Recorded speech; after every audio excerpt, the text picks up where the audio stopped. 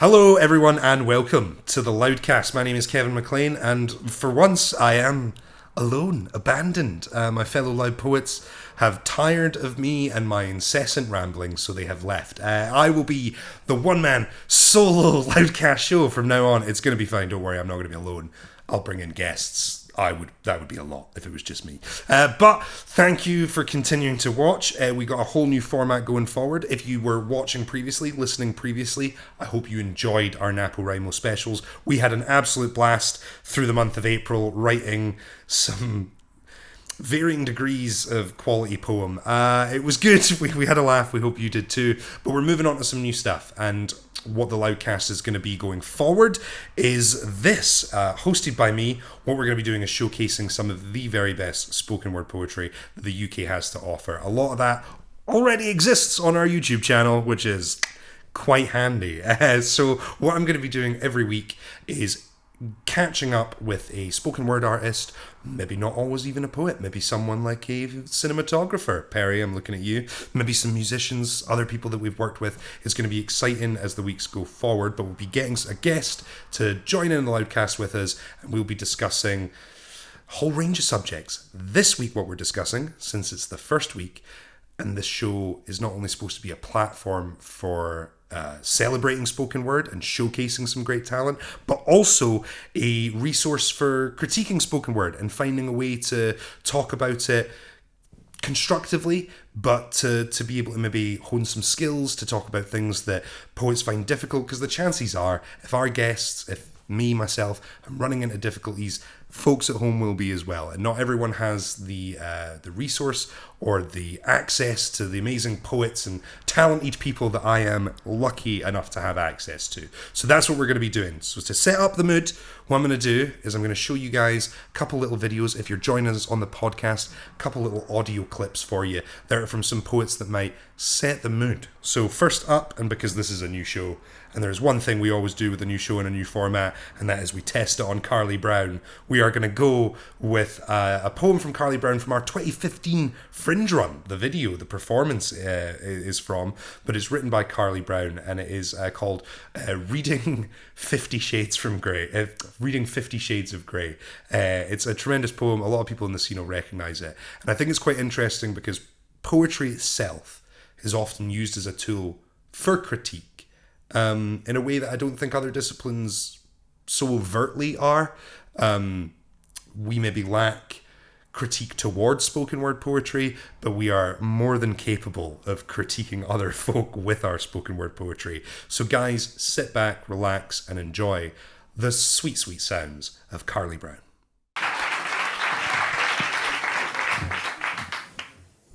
So the other day I was reading 50 Shades of Grey. Okay, by E.L. James, and it begins with looking in the mirror. On page 1, our heroine, Anastasia, gives a bizarrely detailed catalog of her physical features, as if she has never seen them before. I gaze at the pale, brown-haired girl with blue eyes too big for her face, staring back at me. Yes, Anastasia, that is called a reflection. When the light on the glass refracts back into your iris, it enables you to see you, but you don't care about you, which becomes evident in chapter 2 when you meet Christian Grey and he says, Anastasia, tell me more about yourself. And you say, well, there's not much to know. And those words frightened me. I mean, how can a main character actually say that? Anastasia, according to this book, you love Victorian novels, you bite your lip incessantly, you have a very unusual relationship with your inner goddess, which you say is kind of part of your subconscious, although the very fact that you are conscious of your subconscious is confusing to me. You can have orgasms at the drop of a hat. I mean, all of that is incredibly interesting. Maybe you are 50 shades of blue when you're reading books, a deep sapphire melancholy for the memories of when you read them with your grandmother, or a light turquoise for the possibility that you might someday write them. Maybe sex makes you feel 50 shades of red, the dark burgundy of painting over reality, or the pulsing pink of fleeting intimacy. Write yourself out of this fucked up story where he gets to be like an entire paint catalog and you aren't even worthy of a detailed backstory. I mean, we know this is a book about sex and that we're supposed to live vicariously through another insert yourself here heroine, but I don't want to read books about women who don't recognize their own identities literally, like in mirrors, or perceive that they have value until they are viewed by billionaire men who make them sign contracts and tell them how many times to go to the gym. I want stories about women who understand that within their own reflections are so many shades. It's all muddy depending on the angle, or depending on the day, or depending on the way that you choose to construct and perceive the ever-shifting kaleidoscope called your identity. Anastasia, look in the mirror until you can see that the pale brown-haired girl is too many shades to accurately tally, so that when somebody asks you to tell them more about yourself, Anastasia, you can say, I don't know where to begin.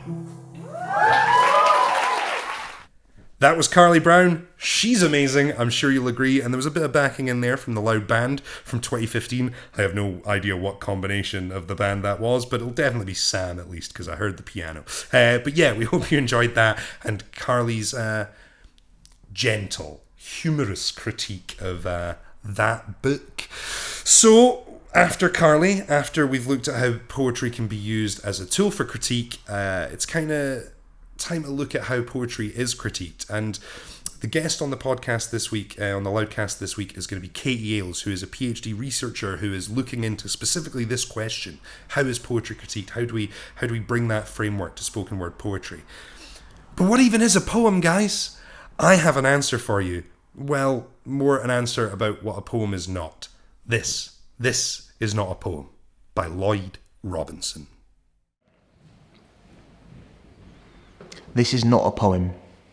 This isn't written to any time limits to enter a local slam night and win it with a hip-hop rhyme scheme and a cadence that mimics other poets who influence delivery and lyrics.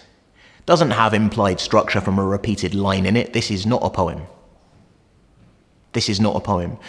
It's not written to be shaken between nervous digits on stage while an audience constantly fidgets. This is not a poem, and it won't be printed because it's weird and publishers don't want to risk it. This is not a poem.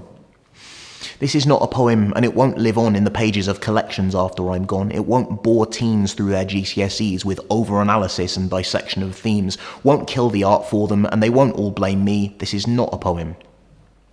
This is a manifesto for an austerity art form that's cut from the word go, can afford an event because the budget can stay low and all you need is some seats and a stage and a microphone. Because fuck it, let's put on a gig in our own home. Because nights on the town are priced out of the window. We're poor, we work all week, we deserve a good show.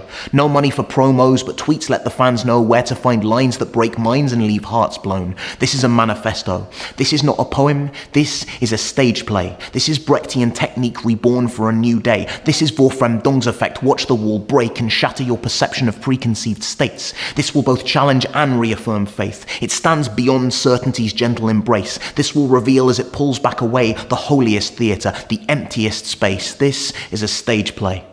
This is not a poem. This is poetry. This could be something special for you and for me. This could be like punk when our parents were teens. This could be our Susie and the Banshees. This could rise up and destroy the mainstream like the 80s alternative comedy scene. The generational voice that we so sorely need. The blight on the garden, unkillable seed that will strangle the life from the mightiest tree. Corrupt all the pish that we see on our screens. The cure for reality TV's disease. The ravenous flame that consumes magazines that objectify, brainwash and spread bigotry.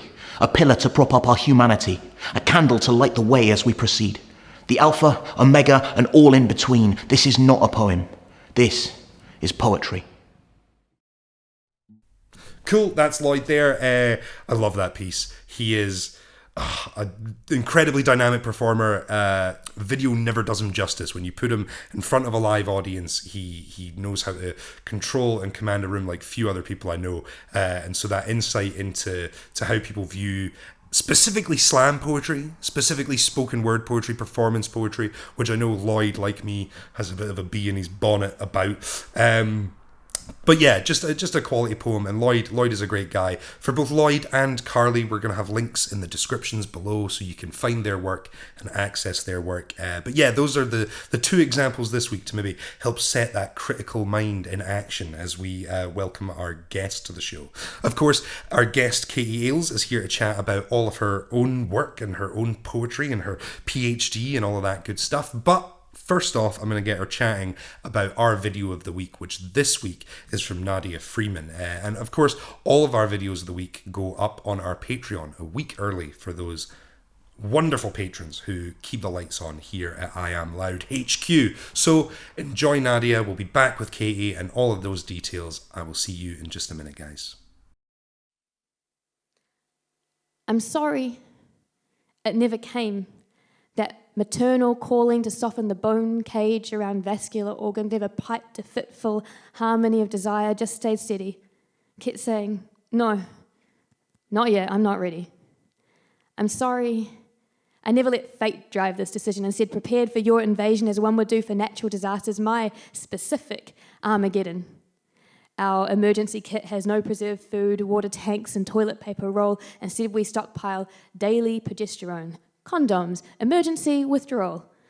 I'm sorry that I don't have the optimism to conceive a future for you beyond that of droughts, flooding, antibiotic-resistant disease, insecurity of water, food, and energy, that of wars, mass migration, and waste filling the seas.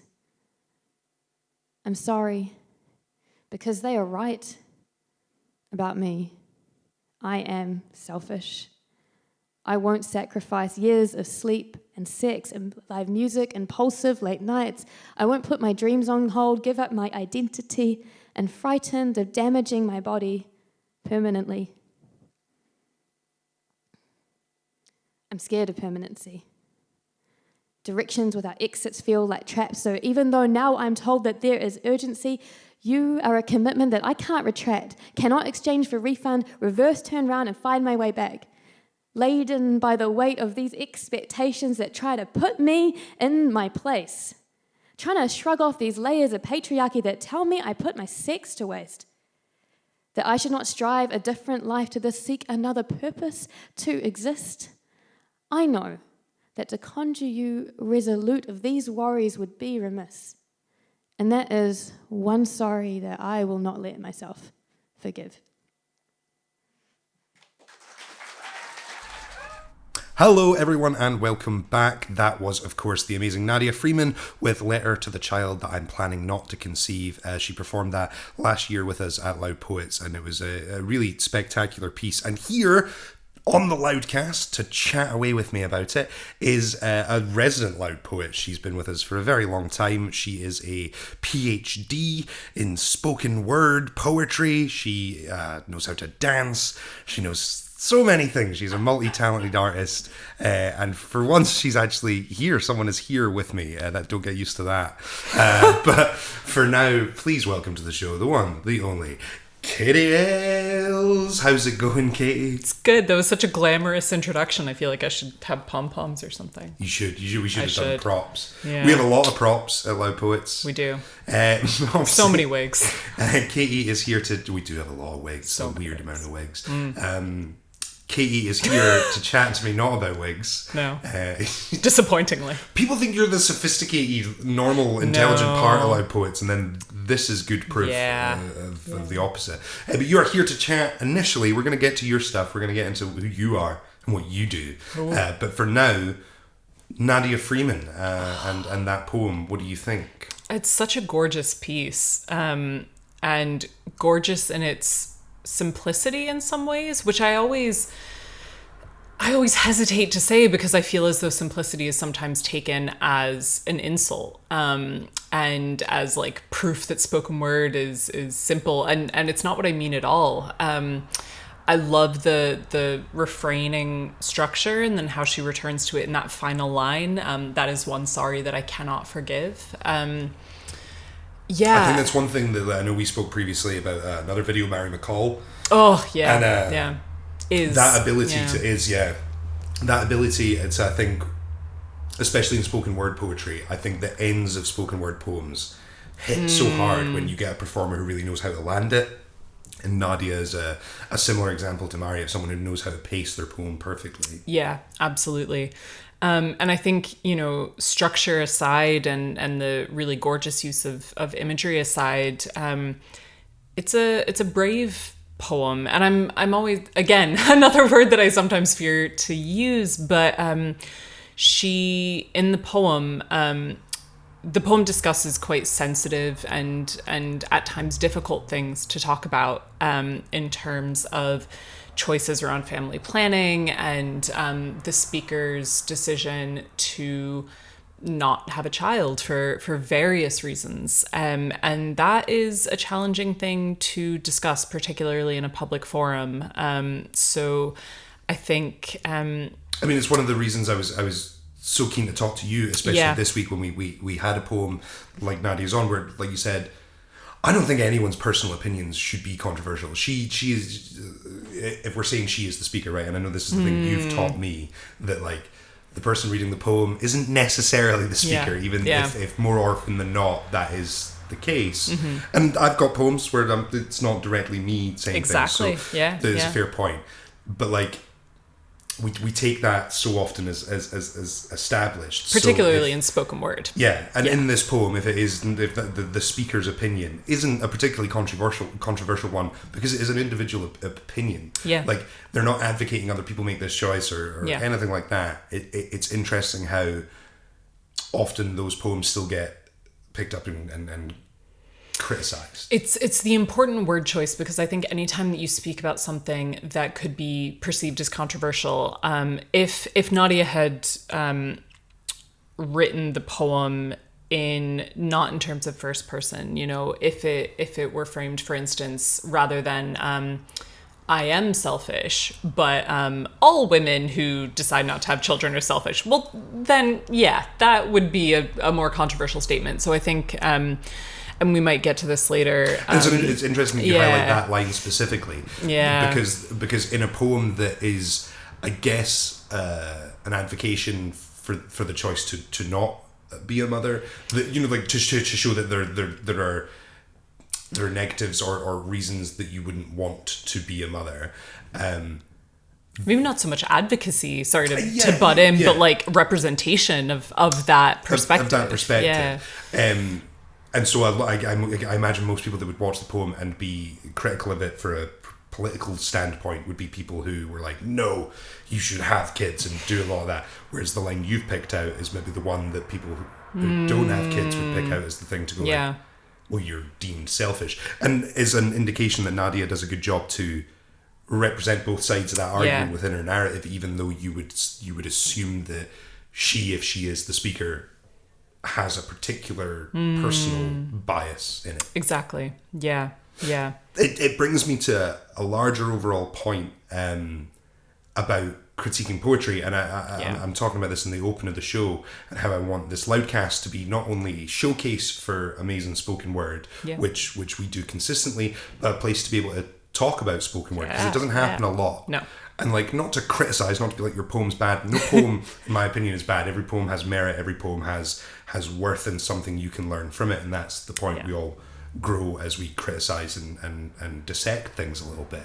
And your PhD research is directly linked to that idea about building a framework for critique. Am I correct? Yes, yeah. And I think this is something that is sort of kept being reinforced throughout the course of the PhD. There's a difference between criticism and critique, and we're not always... I'm probably messing that up. No. But the point that I'm making is that we don't always use those separate terms, and we often go, oh, well, if you're critiquing a poem that involves criticizing the person and it's personal and you can't say anything bad about their poem because it's a slight on their character, which is not at all the case. And I think one of the reasons, and this is one of essentially the core of my thesis, right? Let's see how quickly I can do the elevator pitch. Woo!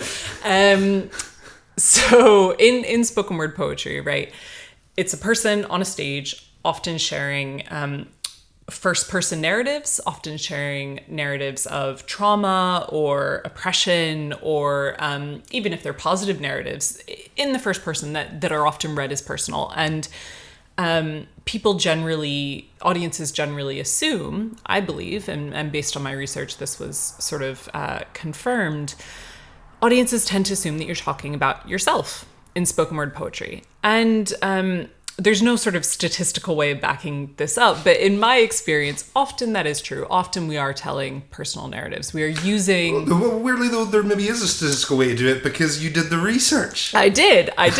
But it's really, really hard to parse out what is truthful, what is authentic. I hate this word now because it has so many components. I've gotten all wrapped up in my own arguments. See, this is the problem with writing 100,000 words. It gets to be a nightmare to parse. But in any case, yeah, so people tend to think that you are sharing your own experiences, that you are talking about things from your own perspective. So then when it comes to critique, it becomes really difficult to parse out those things. So it becomes, rather than, using Nadia's poem as an example, rather than saying the speaker of the poem is narrating their experience of deciding not to have children, it becomes Nadia Freeman doesn't want kids. And then it becomes really complicated, and any ability to critique the work and to have a sort of level-headed discussion of the ideas within the work becomes much more challenging. And I think this is one of the reasons why it's become more difficult to have a critical discourse around spoken word, because we often find it really challenging to sort of shave the work from the person who wrote it. Those two things are sort of inextricable. A good way, not a nice way to put it, but as someone who has a poem about a relative who passed away, it is hard to criticize someone's poem about their dead mum. Or the brother they lost and loved. Like it is hard to be like, the metaphors could be tighter. Yeah. Right? Yeah. But I still think it's important to do. Yes. And that's part of your I guess summation, right?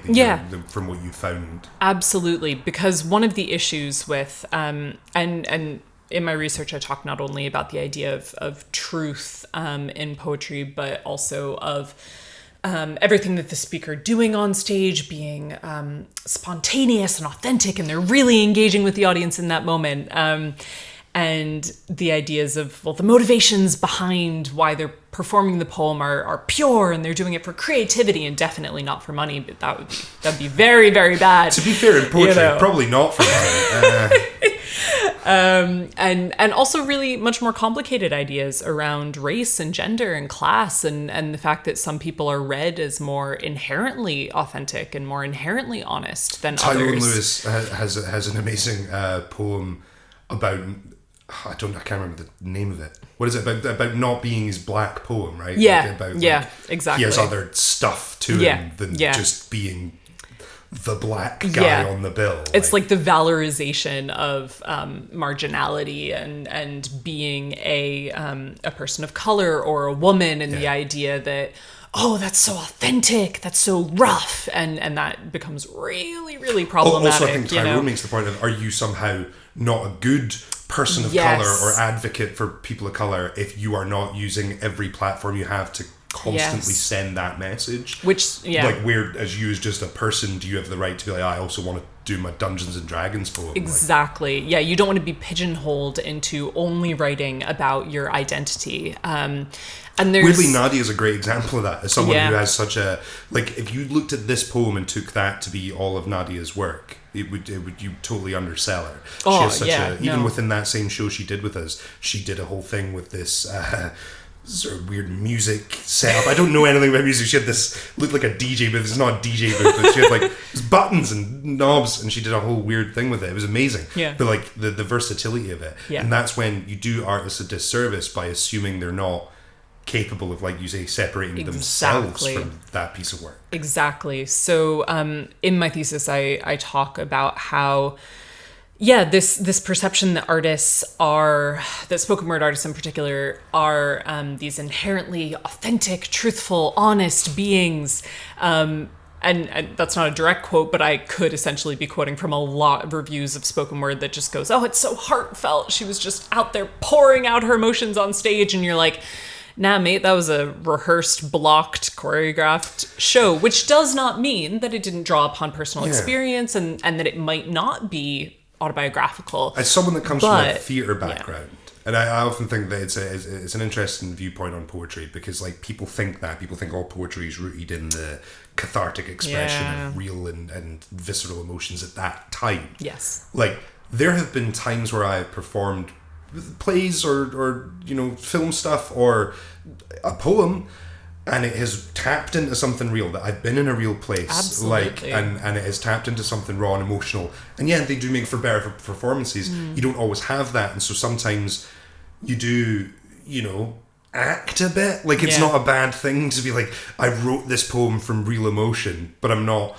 on this Wednesday where I've driven to Leeds for this performance, and I'm not feeling that. So you have to be able to embellish for the sake of the audience to truly get the emotional resonance of the poem. And it's funny because acting is seen as this dirty word sometimes in spoken word. So for my research, I interviewed 70 spoken word artists and people in the industry, and one of the questions that I asked them was, how present are you on stage? How much are you being yourself? And the results were really interesting, because some people said, I try to be present, and that's something that I value in my own practice, because I think it's important to be there with the audience and be reactive to what they're doing. And some people said, well, you can try, but you're not going to be. You're going to be thinking about how the poem is going, and if you're remembering the words, and why is that guy looking at his phone, and what's the next piece I'm going to do, and did I have too much tequila? You're going to be thinking about a million other things. Big scoop on the Loudcast: Katie Ailes drinks tequila before she performs. That's actually, I was citing Ben Rogers there, and Aidan Rivet. I remember, no, not Ben Rogers. Aidan Rivet had a great conversation with me once where he said, I need 2 shots of tequila before I go on stage and 1 after, and that's how he performed. I don't know if that's still true. That's like 2016, but Aidan Rivet's hardcore. Anyway, but and then poets who write about trauma quite a lot say, I can't be present. I can't be re-embodying the emotions that I felt while writing. I can't be remembering what happened in this poem every time I perform it, because it would ruin me. It would be deeply upsetting and hard, and I don't want to be that vulnerable in front of audiences. And so to a certain extent, you get those two ideas of presence, right? Is being present in front of an audience being there with them in the room, or is it remembering what is happening in the poem and trying to go back to that emotional state? And it's so dependent on your own practice and what you feel able to do, and on the specific context of that night. Because I agree, sometimes I'll be performing quite personally derived work, and I will go there and I will feel it, and I will get emotional and get angry or upset on stage. And sometimes that's good, and sometimes I forget my words. And it actually, to the audience, doesn't feel more authentic or more real. It feels like someone who got choked up and then forgot a piece, and then it was just a bit awkward for a bit, and then you're worried about them. So it really depends. But ultimately, it would be like, I often compare it to, like, if you went to the theatre to see Romeo and Juliet, you don't need to think the actors are in love in their real life. But they do need to be able to accurately portray that love for you to suspend your disbelief. Yes. And while poetry is, I guess, inherently viewed as, and there is a lot of pros to the fact that it is, don't use the word prose, that'll get confusing. There's a lot of advantages to to being viewed I was very confused. authentic, as real as you know, because sometimes it is, and it does come from that real place. A lot of real emotions exist there, and it is nice for that to be recognized. But you should be able to go and enjoy those poems whether or not that person is actually tapping into, like you said, their real lived trauma or anything like that. It's very interesting, your research, Kate. I've found it fascinating for you put together, and I cannot wait until there is a book. I can't wait either. It's going to be excellent. Can't wait till it's over.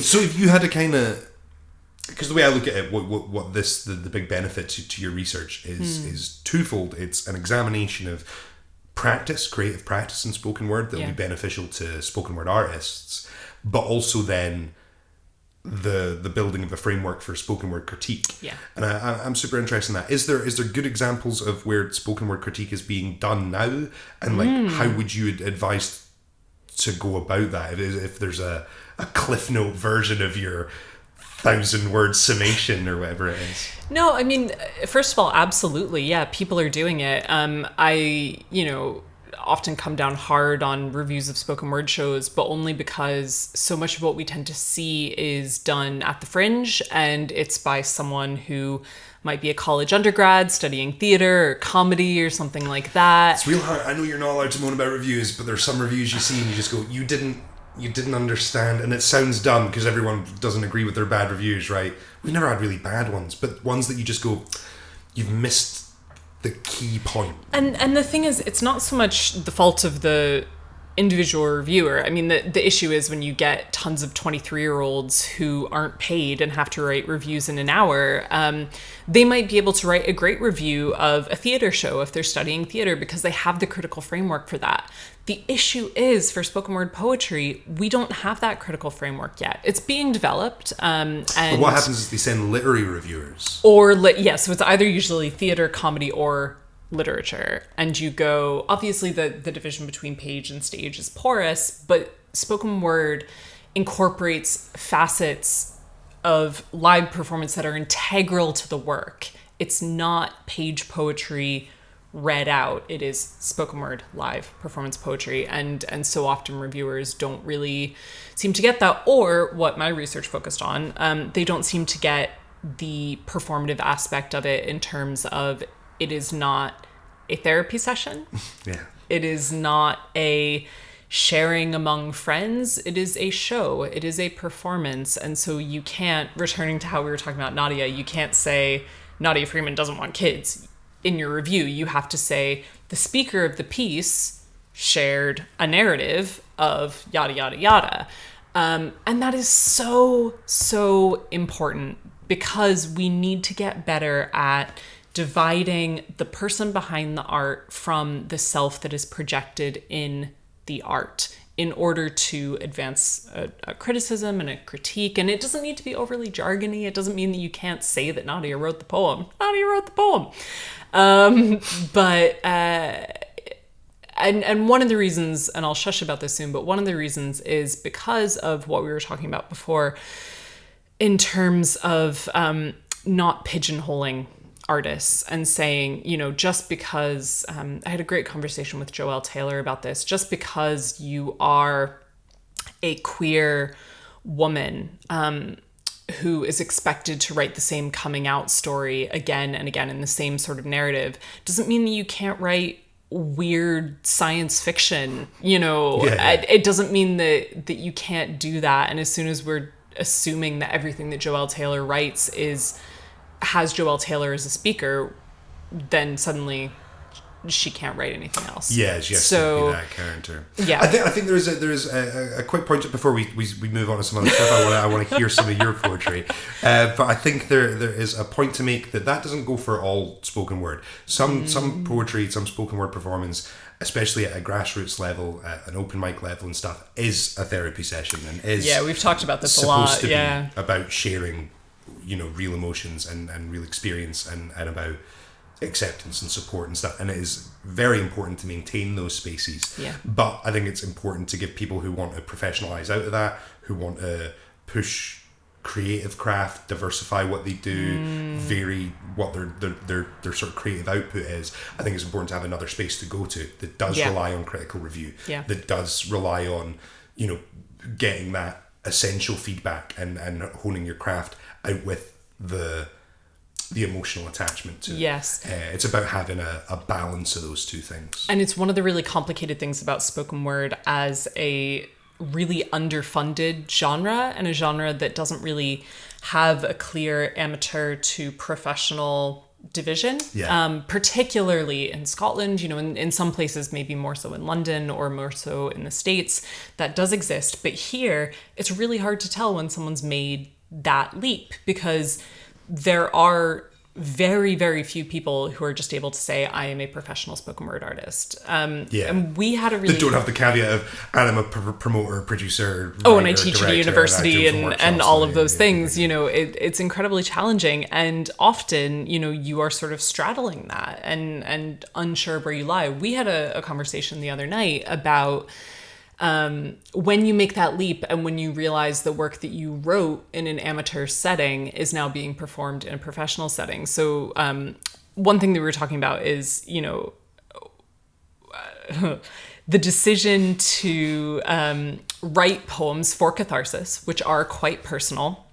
And so I did that when I was starting out. I wrote quite a lot of pieces that I didn't intend to really show to anyone. I didn't intend to show to my family or my friends, and they were for me. And then when I moved to Edinburgh for the first time when I was studying abroad, I started doing them at open mics to total strangers, because I was in a different country and I was just doing these pieces. And one of them was my poem Dear, which is about my experience of being donor conceived. And I hadn't shown it to my parents, I hadn't shown it to my dad. And I did this piece at a slam in Edinburgh, and it got online and my dad saw it. And it wasn't a problem. My family are amazing and really supportive of what I do. And we've had conversations around how I tend to be a confessional artist, and they're implicated in that. And that's a whole other converation. But in any case, at least you're not a stand-up comic. The families of stand-up comics have it way worse. I usually say nice things about my family, you know? But yeah, and then the complication of this being a poem that I wrote while I was an amateur, for the catharsis of performing it aloud and for sharing with people my experience of being donor conceived when I was just finding out about it, and finding other people in the audience who had similar experiences. And it was very much cathartic and therapeutic. And I didn't expect it to be public. But now I wouldn't write the same piece without A, knowing that it would be public, and B, showing it to my family and those implicated in it first. And it's so complicated, right? How do you make that leap? How do you make that decision? When is poetry catharsis? When is it professional? Because so often it is both. There are no binaries, you know, there are no hard lefts and rights. And so these conversations end up just being endless and circular. Well, let's not get endless and circular. Let's stay on a straight line trajectory to who knows the fuck where. Katie, it's lovely to have you on the Loudcast. Do you want to give us a poem before you go? I know you've selected something kind of specific to what we were talking about, about critique and stuff like that. So if you want to give us a bit of an introduction and give us your poem, and then we will wrap up this episode of the Loudcast. 100%. So when we figured out that we were going to be talking about Nadia's piece, it brought up one of my own pieces, and I'll do sort of a brief introduction of why I wanted to perform this specific poem. So I was thinking a lot, first of all, about the themes of Nadia's poem, which are, you know, the decision not to have children, and the sort of societal expectation that women be carers and mothers and maternal and all of that, and the complications around, you know, talking about contraception and talking about these things. And I was also thinking about critique and how we speak about pieces like this, which could be perceived as controversial or, you know, people disagreeing with them. And I had a piece that I wrote, I think 7 years ago now, 6 or 7 years ago now. which is called Swallow. And I've written, I'll keep this introduction short because I wrote out a whole long story on my blog, which we can link below. Absolutely. But essentially, the piece, as you'll see, is about my complicated feelings around the fact that I take birth control and contraception in order to not have kids, while I know that women, people want to have kids, families want to have kids and can't. And just the sort of sucky reality that I am able to say, not right now, please, and they're not able to say, right now, please, that there isn't sort of a sister pill, and particularly contextualized within the fact that my parents had a really tough time with fertility. So I wrote this piece, and then is it best to perform it now and then say about the backlash, or should I explain that now? I think maybe inform that now, because it'll help Yeah. in the hearing of the poem, I think. Yeah, backlash is too strong a word. Basically, I sort of learned through the grapevine that this piece was being perceived as a anti-abortion poem, and a piece which was essentially saying that women who use contraception or have abortions are selfish. And I heard this... Which was not what you were intending. No, not at all. But I was so upset and I felt so guilty because that was not at all the intention of the poem. But I absolutely understood why people felt like that. And I reread the poem from that perspective and I went, oh, damn. Yeah, this absolutely could be perceived as a pro-life I don't like that term, anti-choice poem. And I felt really upset that I had made other women, other people feel that way. And it brought up a really interesting debate, which I won't really get into now, but I talk about it in the blog post, where you go, okay, well, when are people's reactions to and interpretations of your work your responsibility? And when especially is a with poem, poetry that is so intentionally designed to put your own experience and thought exactly, and opinion especially overlay. in spoken word, when you are up there performing it and you are, as we said, imbricated in the work itself. When is that your responsibility, and when is it when do you say, okay, well, some people will misinterpret it, that's their fault, whatever. And so I had all these conversations about it, and I talked with you about it at the time. This was like 5 years ago. That was not helpful. but you said this isn't what I perceived, but I can see how other people would. I had a similar situation. It's a thing that happens. New developing writers say things that are more practiced, are more heavily criticized over time. You learn those. That's why I'm saying critique is important, because then you don't write those poems anymore. You think about that while you're in the writing. Go, you become more conscious of how something might be interpreted, and that's not saying to always write with the critic on the shoulder, because that you often need to. But always perform. With the critic on the shoulder. Always get that critic back up there before you put a piece out there, and it's why it's so important to have people who tell you, hey, Katie, just BT dubs. Some people think that you are advocating that women who have abortions are selfish. Because I was like, oh, damn. That's the biggest thing. Not going to do this mates anymore. Who will tell you honestly about your writing. I ask it all the time. I'm so insecure about my writing. I'm constantly like, no, but really, is it like, you can tell me if it's trash. It's important to have that. It is so good. I mean, and when I get asked by sort of writers who are just starting out, what's the most important thing? I say, find your people who will be honest, who won't just say, oh, that's lovely, but will say, oh, that metaphor is kind of homophobic. And you go, oh, damn. Because we don't always see it. You don't, like, innocent mistakes happen. Things are misconstrued. The intent isn't there. So. Yeah. So in any case, what I ended up doing was I thought a lot about it. I added an entire stanza. I changed a lot of the wording. But then I just sort of stopped performing the piece because I am quite nervous about it and anxious about it. So I don't think it exists online. I think there's maybe one recording of it from like 4 or 5 years ago. But I figured I would do it in the context of this conversation, because I am proud of some of the writing, and it is a piece that at one point meant a lot to me. But yeah, so I'll give it an outing here. Awesome. I haven't read this in years. It's going to be interesting. I'm having to use the book. Swallow. Every morning, I take a tiny gray, blue, purple, or white pill and swallow last night's consequences with 8 ounces of water. I join the women who drink sterility as a charm against regret, who wake from messy bed sheets to the comforting pattern of pills and the knowledge we will be empty one more day. We starve our bodies from the moon, set the tides to 4/4 time, set our hips to a rhythm of 28 days. 28 days I will be gray, blue, purple, white. And this is good.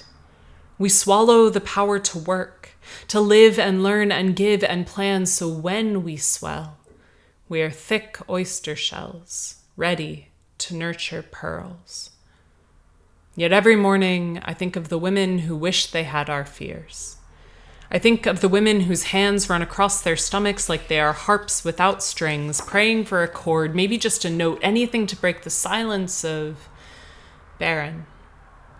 I think about women who say the word motherhood, like their lips drip pearls they are not allowed to wear, women with wombs of dry sponges, skeletons of things that once moved, just praying for rain, for the sweet pain of deliverance, women for whom sex is a prayer to a God who won't come, who pound their bodies like drums, empty, empty, empty, who envy Mary. Not wanting Jesus, but Timmy, Tom, Shirley, Rob, for the knowledge anything of God still throbs in her flesh. My mother had 2 miscarriages before I was born, and 1 after. And some days it's hard not to think about the children who never came to term with their own lives. Every morning, I take a pill. And every morning, I wish this pill had a sister who rained instead of dried, a sister who would go to the hands of the women who are empty and fill them with the weight of my consequences. Because there should be consequences for this kind of wastefulness. I am a careless girl, walking along the beach, tossing shells of children back into the ocean, and they have been grasping at the tides so long. So, yeah. Amazing stuff, Katie. Absolutely beautiful. It's a wonderful poem. It's lovely to hear again. Strange, because even reading it, I'm going, oh, I wouldn't write that again. There should be consequences for this kind of wastefulness. I just go, oh. Because we grow as people, we grow as writers. Exactly. That's the thing. Yeah, that's the most important thing. You learn from what you write, and you learn from the community and the critique around you, and you learn from people being honest with you about your work. And that doesn't mean that you are a terrible writer and you should never write again. It means that you grow and you learn how to be clear. Well, that is an excellent message to learn. Thank you so much for being part of the Loudcast, for coming on and chatting to us. Have you got your plugs? Where can we catch you on Twitter and all that? At Katie Ailes. Nice and simple. Think everywhere. Yep. So we'll put some links down below for where you can check out Katie's work and see more of her stuff. Obviously, there's a bunch of it on the I Am Loud channel. Please go and check out all the videos. Katie and I are going to continue having a bit of a chat, and we'll be releasing that extended cut as the Loudcast Extra over on our Patreon channel. For just $3 a month, you get access to a bunch of awesome exclusive stuff. So please do check that out. Me and Kate are going to chat more poetry stuff. But for now, that is all from this week of the Loudcast. Katie, thank you so much for joining us. Guys, thank you so much for watching. We will see you again next week. Goodbye! Thank you so much for watching this video. If you enjoyed it, we'd appreciate it if you could hit the like button, if you could hit the subscribe button, and make sure to ring that bell icon so you don't miss any updates from us in the future. If you want to go that extra mile and support us a little further, we do have a Patreon channel with loads of exclusive goodies, and you can sign up for as little as $1 a month. We appreciate your help, guys, and hopefully we'll see you again soon.